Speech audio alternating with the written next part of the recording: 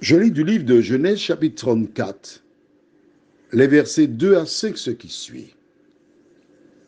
Elle fut aperçue de Sichem, fils de Hamor, prince du pays. Il l'enleva, coucha avec elle et la déshonora. Son cœur s'attacha à Dina, fille de Jacob. Il aima la jeune fille et sut parler à son cœur.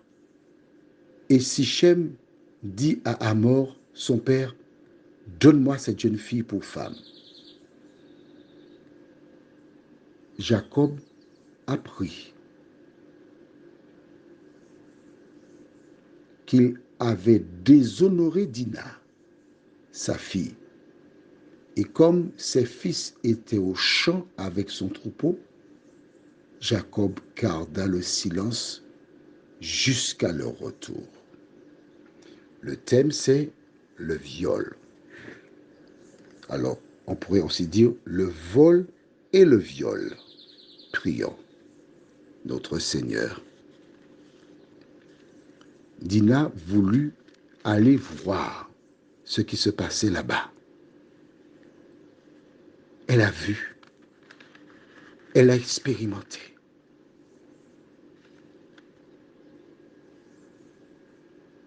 Quelle tragédie pour elle. Déjà, ils vivaient en tribu. Les hommes étaient rares.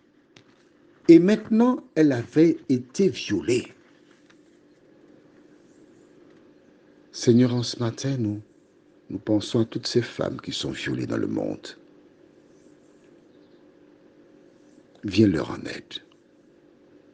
Que ton esprit nous aide à comprendre cette étude. Au nom de Jésus. Amen. Pour la première fois que Dina sort pour aller regarder la ville, faire du lèche-vitrine, la Bible déclare que le prince l'a aperçue. Elle était belle. Parce que l'homme regarde à ceux qui frappent les yeux. Que fait-il? La Bible dit, au verset 2, il l'enleva.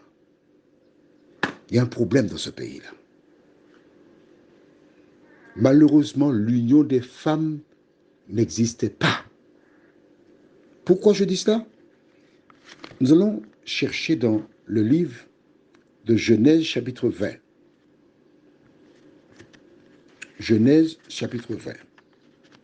J'attends que tu aies trouvé.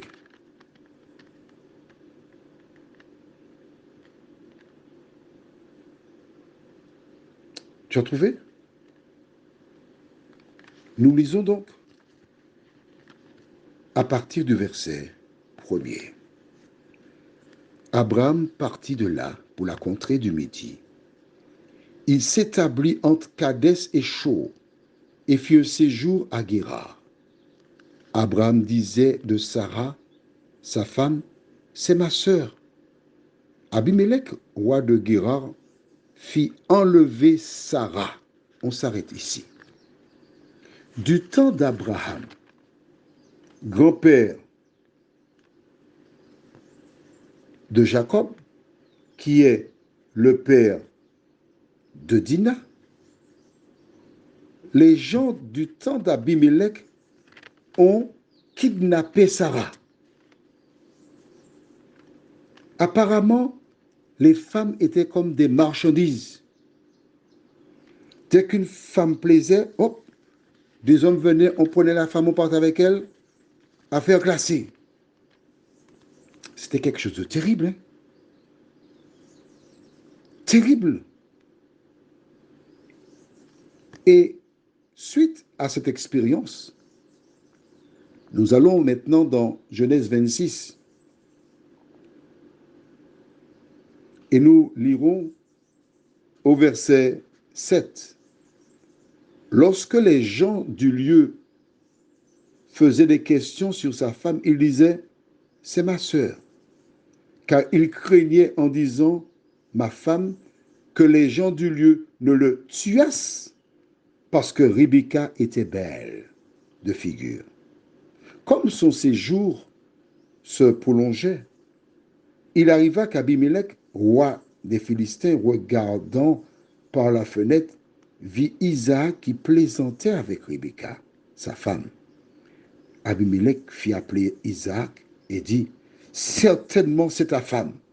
Comment as-tu pu dire, c'est ma sœur ?» Isaac lui répondit, « J'ai parlé ainsi de peur de mourir à cause d'elle. » On s'arrête ici. Isaac, comme son père avait peur, on voit que en ce temps-là, il y avait déjà des fous. Car dans le cas d'Isaac, il dit il avait peur qu'on le tue pour récupérer Rebecca. Tu me suis? Il n'y avait pas de demande. Alors, bien sûr, le serviteur d'Abraham demanda la main de Rebecca. Jacob demanda la main de Rachel. Mais en dehors de ça, les autres nations, dès qu'une femme plaisait, on la prenait. Voilà pourquoi Dina, qui connaissait l'histoire de ses ancêtres, n'aurait jamais dû sortir. La Bible déclare qu'il parla à son cœur. Ça veut dire quoi? Il lui dit, je t'aime, je resterai avec toi. Dina qui sait qu'elle n'est plus vierge et que c'est lui qui a pris sa virginité, que fait-elle? Elle est obligée d'accepter. De vivre avec un homme qui n'a pas les mêmes valeurs qu'elle. Un homme qui n'a pas les mêmes croyances. Un homme qui n'a pas le même Dieu. Elle est dans un véritable problème. Quand le père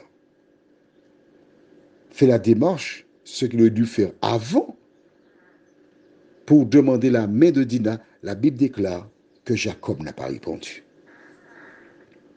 Tu te rappelles que Jacob est un combattant. Il a combattu avec l'homme qui est venu et qui l'a béni.